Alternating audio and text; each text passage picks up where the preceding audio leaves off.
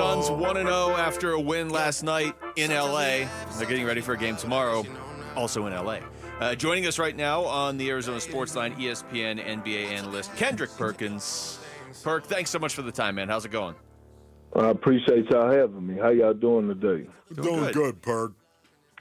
Let's start with the Suns going into LA, getting a win last night, and Perk, they're looking to do a lot of different things this year, firing up more threes, working point guards in. What stands out to you about a team that's trying to add the point guard position? Is that something you think is going to work, or is there going to be a lot of growing pains there? Well, I mean, 25 assists is what they had last night, and the ball was moving. The spirit was there. I thought, obviously you're going to have some breakdowns defensively the first game of the season because you're trying to figure out a new system with a new coach, defensive schemes, all that, you got to take into account. But overall, I thought the activity was there.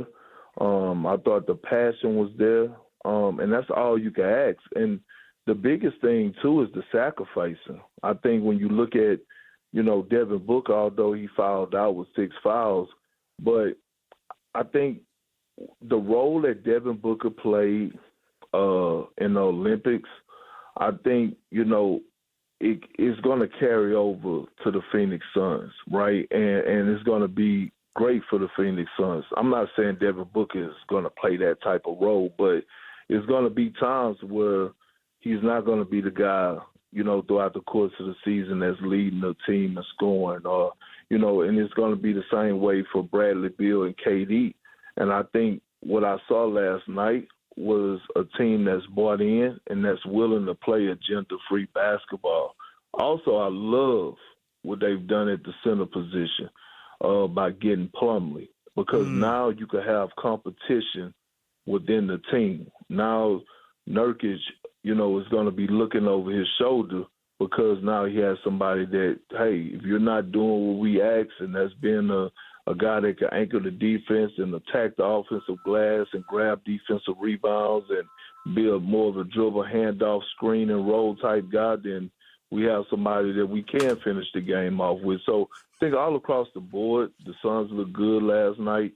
And, they're going to keep building. But I like what I saw. Yeah, coming into this season, Perk, what was the biggest question you had about the Phoenix Suns? Well, it was more so their spirit, right? Think about it. Last year, I mean, Kevin Durant was disgruntled and unhappy, and he still averaged almost 28 points a game.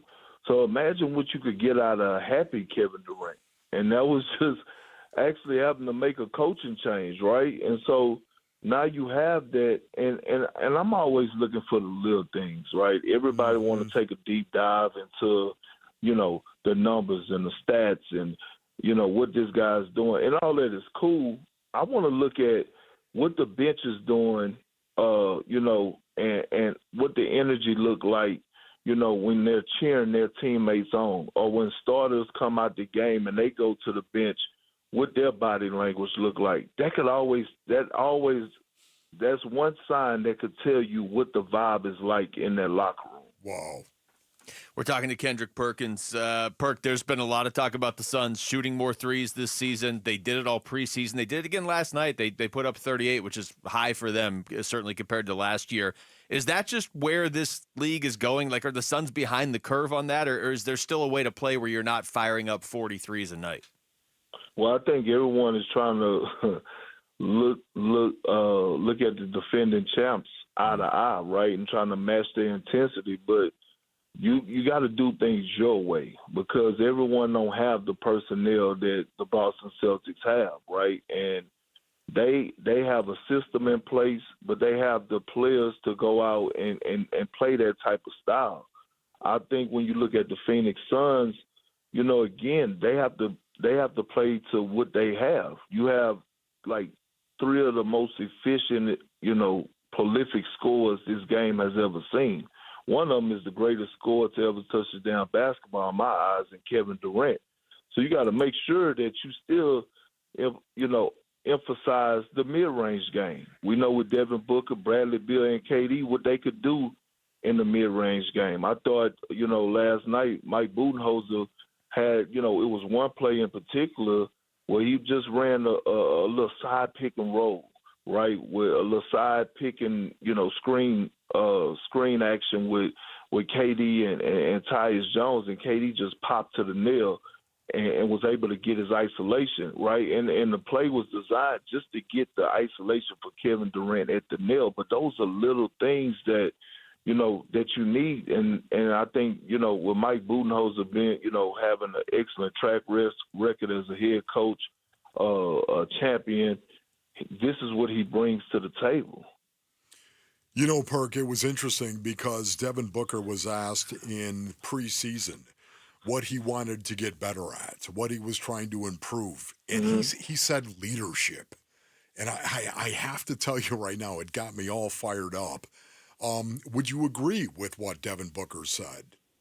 Yeah, absolutely. And it goes back to, right, his time in France. Just think about the habits of he was able to pick up just being around a guy like LeBron and Steph Curry. And while everyone else was wondering, like, hey, is Anthony Edwards going to get minutes, and how many minutes is he going to play?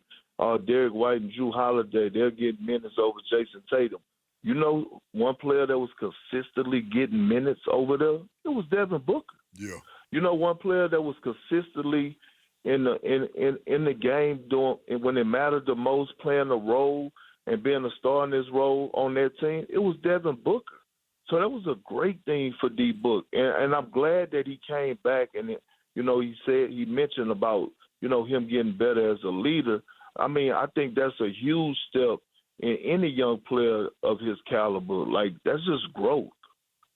We're talking to Kendrick Perkins. Perk, they got the Suns have the Lakers tomorrow. Then they have them again on Monday. The Western Conference is loaded. I just wanted to get your thoughts on what do you see from the Lakers this season? Is that a title contender? Is that a playoff team? Like, what do you see from LA? You know what? I do see them getting into. They're a playoff team, right? Like, when it comes down to the Lakers again, their season is gonna be based on what version of Anthony Davis you're gonna get. And I know just in game one we saw a great sample size from AD and what he was able to do for us dominating on both ends of the floor. But consistently, is he going to be ready to do that over an 82-game season? Is J.J. Redick going to continue to run the offense through Anthony Davis, even when LeBron James is, back on the floor and he wants to take over the games? I think that's going to be the key. But, again, the Phoenix Suns, let me say this. I have the Phoenix Suns as my dark horse to win it all. They're that talented. Seriously, they're that talented. I just want to continue to see them put it all together. Yeah, I want to see them get a little bit tougher myself. That's just me, but I agree. I'm with you on that. Perk's absolutely, agree with that. man. Listen, how many teams in the Western Conference have a legitimate shot at making the playoffs? I mean, that's the beauty of it, right? I mean, how many teams around the league have a legitimate shot? And that's the beauty of this season. It's going to be so hard to win regular season games. Every game, like, a team is going to have to be razor focused because every single night you're going to get a matchup. You're going to go against a team that is, probably as talented as you are. You know what I mean? So you got to strap them up every single night. Just think about in the Western Conference right now. Obviously, you have the Dallas Mavericks who went to the finals. You have OKC. You have the Denver Nuggets. You have the Timberwolves, the Lakers, Golden State. Steph and Draymond, they're not going nowhere. I think they have a point to prove. With Clay going to Dallas, I think they want to, they got a chip on their shoulder. You have the Sacramento Kings that's lurking, a young and upcoming Houston Rockets team that's not going to be a pushover. And then you look down in New Orleans, they're stacked up. right? And then you got CP3 and Victor Wembanyama. That's just in the Western Conference. Yeah. Every single night you're going to have to strap your shoes up and get ready to go to work because it's going to be so hard to win regular season games. Perk, when you say that the Suns are your dark horse team to win it all, what would have to happen for them to make that run? Again, I think, it gotta be the sacrificing part, right? The growth of Devin Booker, Bradley Beal, and Kevin Durant. I think it has to. I believe that it's going to come to a point where in February, Mike Budenholzer is just going to have to sit down. He's going to sit down and cross his legs and be like, "I told you I could make it happen," right? Like.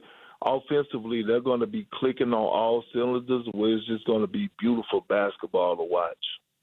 Kendrick Perkins, we appreciate your time as always, man. Thank you. Thank y'all for having me. Absolutely. That's right on, man. Kendrick Perkins joining us right there on the Arizona Sports Line. Thanks for watching Wolf and Luke. Tap to see more and click the button in the middle to subscribe to Arizona Sports.